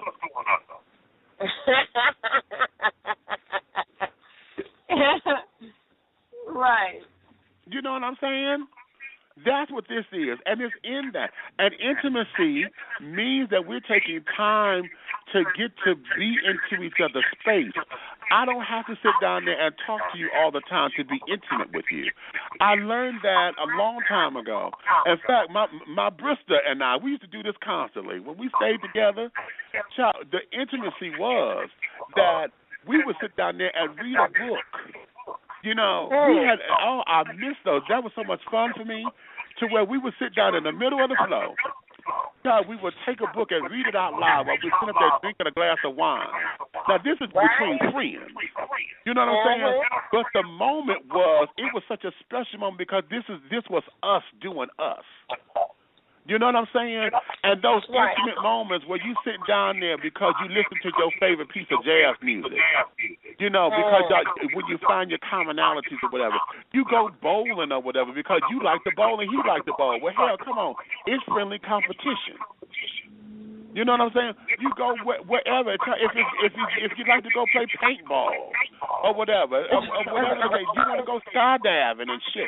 The moment is there because you created the space to say this is us doing us, and that there is not sex, not physical. That's not physical sex. You see what I'm saying? And those are the things that's missing. And strong people, we know how to do that, but we get caught up because now we start to micromanage it. We micromanage it. Sad, but it's true. Sad, but it's true.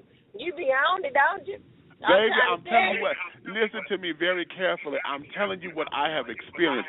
I've not had a lot of relationships as far as romantic relationships, but all of my friendships and those who I've had in my life, they have taught me this. Because I'm single, I tell everybody I'm single by choice because I'm learning how to accept me.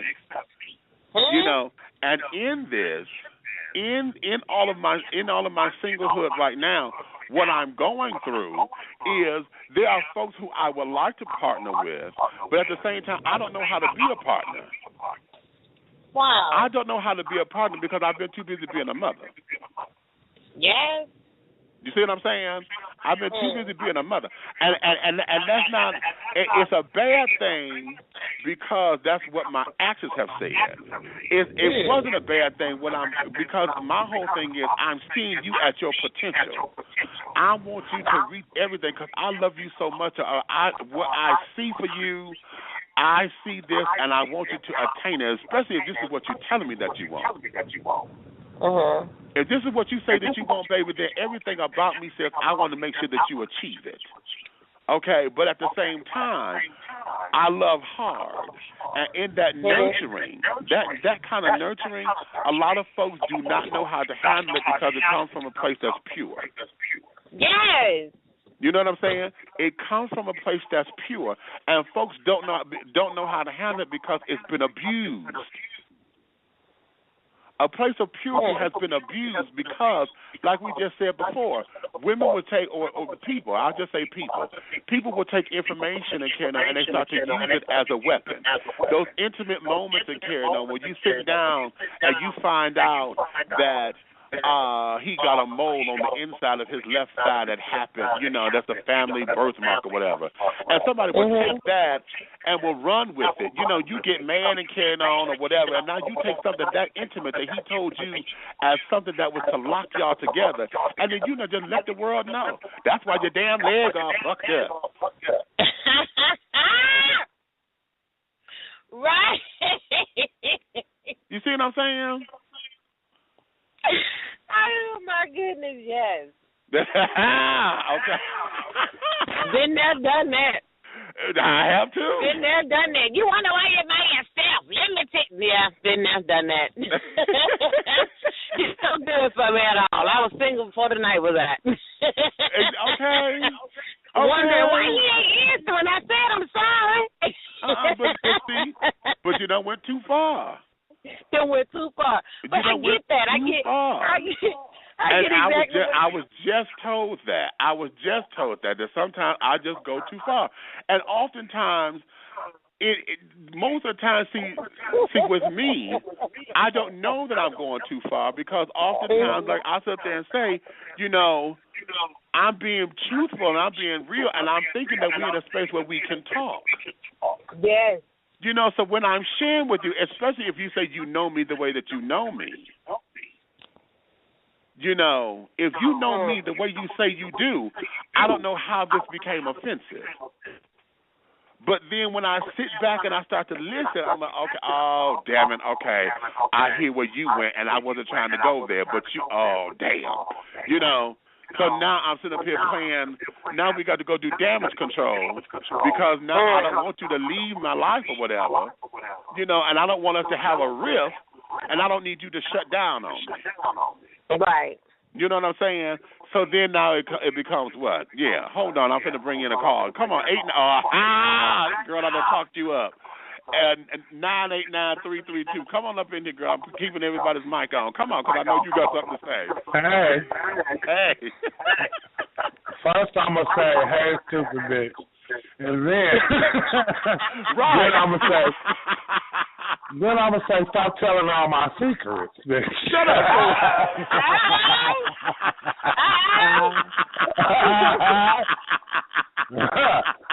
I'm really enjoying this conversation. I had to press the button, child.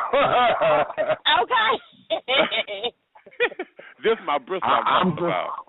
I'm very grateful that this young lady is really being honest with herself right now, because that is how we get understanding, and that is how we find solutions. And just because you're saying what you have done, and just because you're saying where you have been, then I know that you're really looking for a solution. So keep on talking, child. I just wanted to say that. Okay. Look, got me putting all my tea out there. Exactly. And that is being vulnerable. Yes. That's the whole idea of being vulnerable. And I'm going to tell you, see, I'm learning that because, and in fact, God had to show me that the last couple of years, because after I got out of my surgery, something had happened that scared me half to death. Oh. I was in New York and with my road dog and carrying on, and he was, nursing me back to health and carrying on. And we were sitting up there, and we started wrestling. I don't even know how we started, whatever it was. We just started wrestling. He pinned me down and started laughing. Now, usually, normally, and most of the time, I can handle myself. Okay? But I was fresh off of surgery. I had no body strength. And I couldn't break his grip. I couldn't flip him over. I couldn't nothing. And I was frozen solid. I couldn't do shit but surrender. You understand?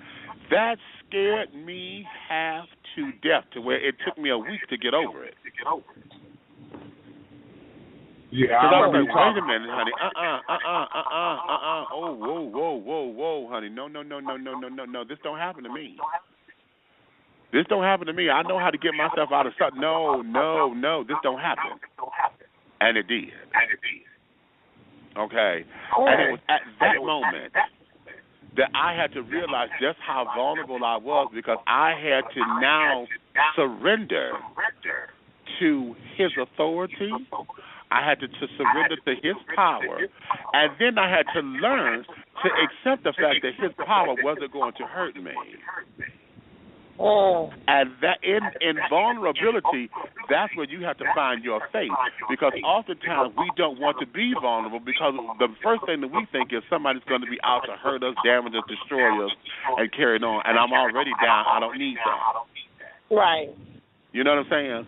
But it's in that we have to rely. Everything is spiritually based, because being vulnerable sets you up to exercise the ultimate in faith, because you got to lean on everything that is out of your control. Right. And baby, when I tell you that scared the hell up out of me, yes, ma'am. Wow. Right. Yes, ma'am. And that's so.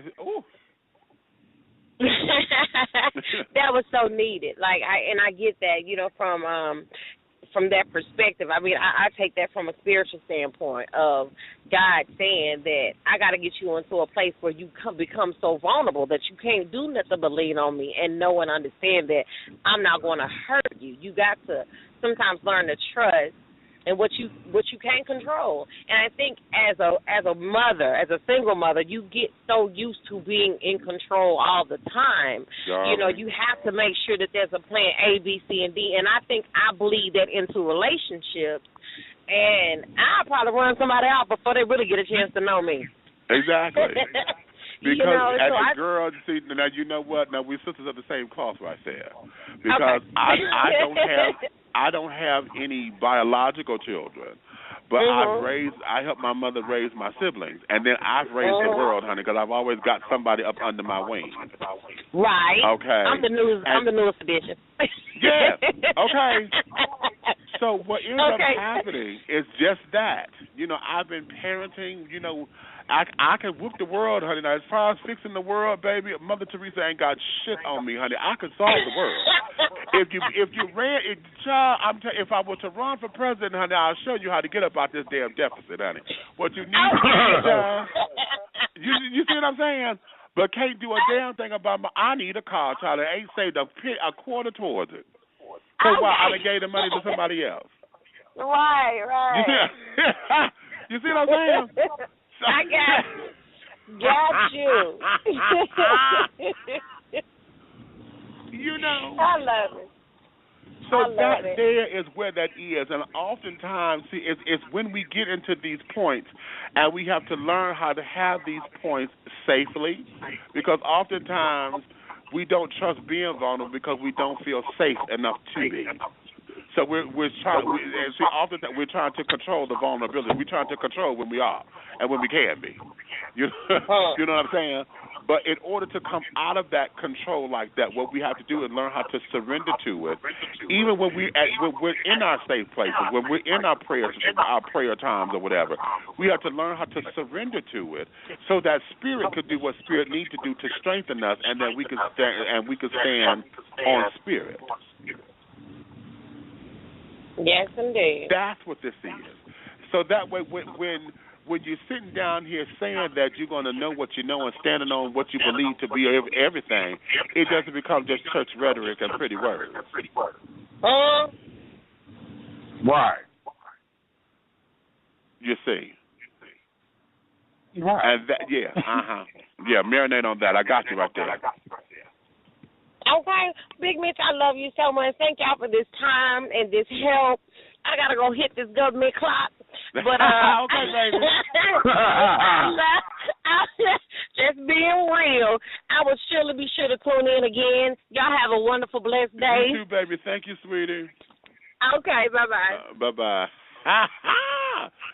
Now, how about that, honey? I wasn't expecting that one. That was lovely. Child, that's everything. Yeah. That's everything. That there is everything. That is everything. I'm going to have to replay this show because I got to go back. I said something that I heard me say. I heard you say it too, so yeah, listen to you.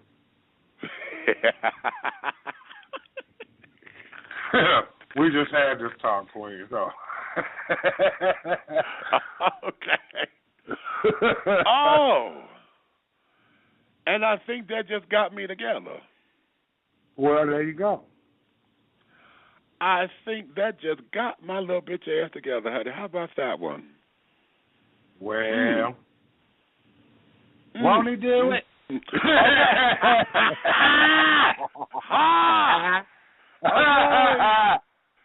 What? Oh, dear mercy. Okay, well, I knew when we got to that particular topic that was going to be the one. I knew it, child. Everything in it just said that was going to be the topic. And I'm trying to still pull up this little video, honey, that this girl did on Miss Caitlyn, honey. And I'm trying to find it. Miss Caitlyn Jenner, honey.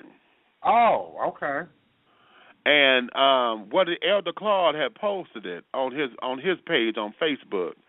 And he tagged me in it, honey, and yeah, Miss Thing got her life. And I told them that I was going to be talking about this today, but I'm trying to play this little video so that the kids can hear it. But I'm trying to get it, y'all, and I can't find it. Oh, Jesus, it's on the main line.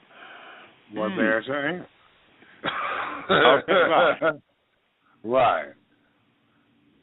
You done had your real discussion already. Right. Okay.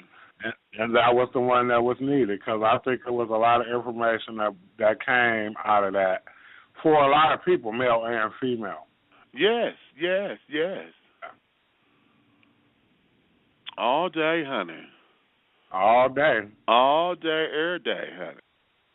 Right. All day, every day, honey. So, yeah, that is where this is. Right. So, you know what? And you're right, because I just got the 90-second mark, honey. I'm still trying to find this video, wanted to play it, but you know what? We'll do that another time. And we'll call it grace, honey, because I say that there just summed up everything, honey. It did. Yeah, I'm gonna have to re-listen to this one. This one here got to go down. And do I did it well? Okay, well, children, here's the ticket. I'm going to say thank you all for tuning in, and thank you for giving me your love and your support, honey. If you love me, tell a friend. If you hate me, tell an enemy. But do know this: one way, shape, style, form, or fashion, this thing here that I'm doing will move forward, honey. You may finish all of your crumpets, honey, because the tea has been dished. And you've been dishing tea, darlings, with Big Meats, honey. I would do this again, because now I got to go do my Batgirl change and go down here to the television studio, honey. So, with that, honey, be blessed, stay blessed, and as you are blessed, be a blessing. Yes. And on that note, honey, we'll talk again next week. Join us next week, honey. We'll be back at it one more time. Thanks, babies. Ciao.